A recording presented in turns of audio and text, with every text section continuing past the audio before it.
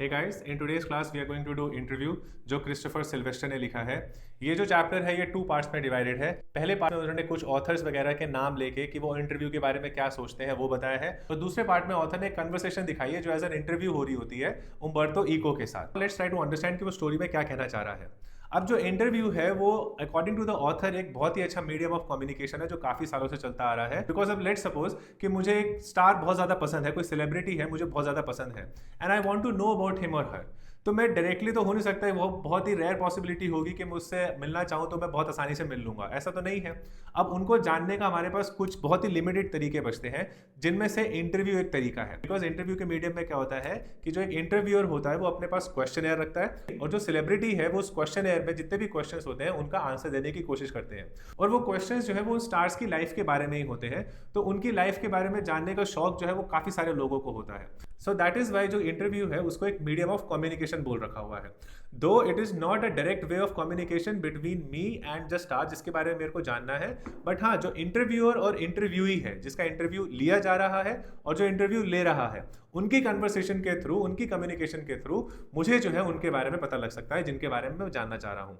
That is why it is being called as a good way of communication. But interview को लेके उनके concerns भी दे रखे हुए कि काफी सारे सेलिब्रिटीज जो हैं वो इंटरव्यू को कैसे कंसिडर करते हैं। तो चैप्टर में जो है ऑथर ने ऐसे ही कुछ सेलिब्रिटीज के या कुछ ऑथर्स के नाम लेके बताना चाहा है कि वो सेलिब्रिटी या वो ऑथर क्या सोचता है इंटरव्यू के बारे में। तो इसमें जो है वो कुछ ऑथर ये समझते हैं कि इंटरव्यू जो है वो हमारे एक फांसी का फंदा है, पता नहीं क्यों लोग जो है इतना ज्यादा हमारी लाइफ में इंटरफेयर करना चाहते हैं। कुछ जो है वो बिल्कुल ही डिस्पाइस करते हैं कि इंटरव्यू जो है वो हमारी लाइफ जो है वो लार्जर देन लाइफ दिखाता है। मतलब हमारी इवेंट्स अगर इतनी ग्रैंड ना भी हो, हमारी लाइफ अगर इतनी ग्रैंड ना भी हो, तो वो इतने ज्यादा लार्जर देन लाइफ स्केल में दिखाएंगे कि वो एकदम अनरियल लगता है। मतलब हमको तो पता है कि वो सच नहीं है, बट तुम हमारी लाइफ इस तरीके से दिखा देते हो जो असलियत में है नहीं। तो लोगों की एक्सपेक्टेशंस ही बढ़ती है हम लोगों को लेके, इसलिए वो लोग इंटरव्यू को डिस्पाइस करते हैं। कुछ ऑथर्स ये बोलते हैं कि हमारी जो लाइफ है वो पर्सनल है and we don't want to involve people in our life because हम अपनी लाइफ को प्राइवेट रखना चाहते हैं। हर कोई नहीं चाहेगा, आप और मैं हैं, हम लोग नहीं चाहेंगे कि हमारी लाइफ के बारे में हर कोई जानना चाहे।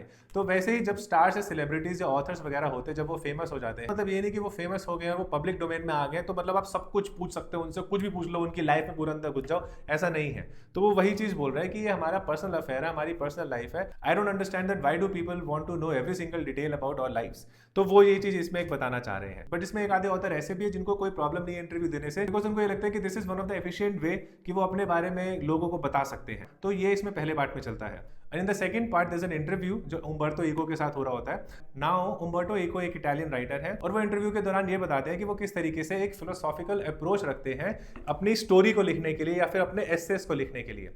वो कैसे गैप्स को यूज करते हैं, गैप्स इन द सेंस कि मान लो जब उन्होंने एक स्टोरी लिखी, फिर वो जब दूसरी स्टोरी लिखते थे तो उसके बीच में जो गैप होता था, उस गैप को वो किस तरीके से यूज करते थे अपना किसी और स्टोरी को लिखने के लिए या अपने किसी और एस्से को लिखने के लिए। तो ये उसके अंदर उन्होंने बता रखा हुआ है। तो इसमें एक चीज और बता रहे हैं कि इंटरव्यूज में कितनी ज्यादा पावर होती है पब्लिक के परसेप्शन को फ्रेम करने के लिए, कि पब्लिक किस तरीके से आपके बारे में सोचे या क्या धारणा बनाए आपके बारे में। वो इंटरव्यूज में इतनी ज्यादा पावर होती है कि आप इंटरव्यू में कैसे जवाब दे रहे हो, आपसे कौन सा सवाल पूछा जा रहा है, उस सवाल का आप क्या रिएक्शन दे रहे हो, क्या रिस्पॉन्स दे रहे हो, उसको सुनकर जो है पब्लिक क्या परसेप्शन बनाती है आपको लेके, क्या धारणा बनाती है आपको लेके। तो ये चीज जो है इस चीज पे एम्फेसाइज करते हैं उम्बर्तो इको। एंड देन उम्बर्तो इको से ये भी पूछा जाता है कि आपका जो राइटिंग स्टाइल है ये कैसे आया। तो उम्बर्तो इको रिस्पॉन्स में अपना वो यही बताते हैं कि जब वो पीएचडी रिसर्च अपनी कर रहे थे तो उनका जो रिस्पॉन्स था उस रिसर्च को करने वो बाकियों से अलग था। तो उसी टेक्निक को उन्होंने यूज किया अपने उस नॉवल को लिखने के लिए, जिसकी वजह से वो काफी ज्यादा फेमस हुए।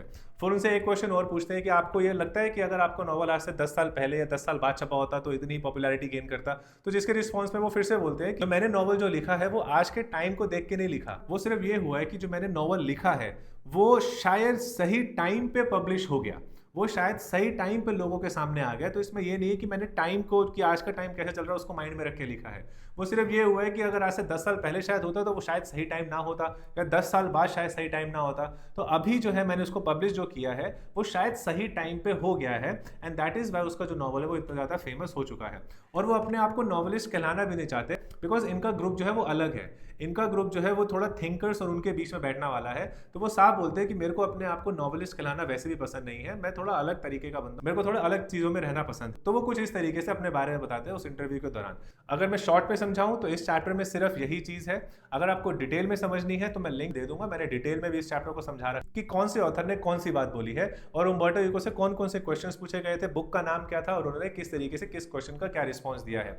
डिटेल में देखनी है तो उस लिंक पर क्लिक करके देख लो, शॉर्ट में खाली समझनी है तो this video is sufficient enough कि 10 मिनट के अंदर तुमको पूरी की पूरे चैप्टर जो वो क्लियर हो जाए। और कोई भी क्रिटिकल क्वेश्चन है तो तुम उसका आंसर दे दो। मैंने इसके क्रिटिकल क्वेश्चन जो है इस चैप्टर के वो कमेंट्स और डिस्क्रिप्शन में डाल दिए हैं, so if you want you can try to attempt those questions, because पूरे चांसेस है कि उनसे रिलेटेड क्वेश्चन जो तुमको एग्जाम में पूछ लें। आई होप तुम लोगों को ये चैप्टर जो है वो थोड़ा सा क्लियर हो चुका हो, and best wishes for your exam.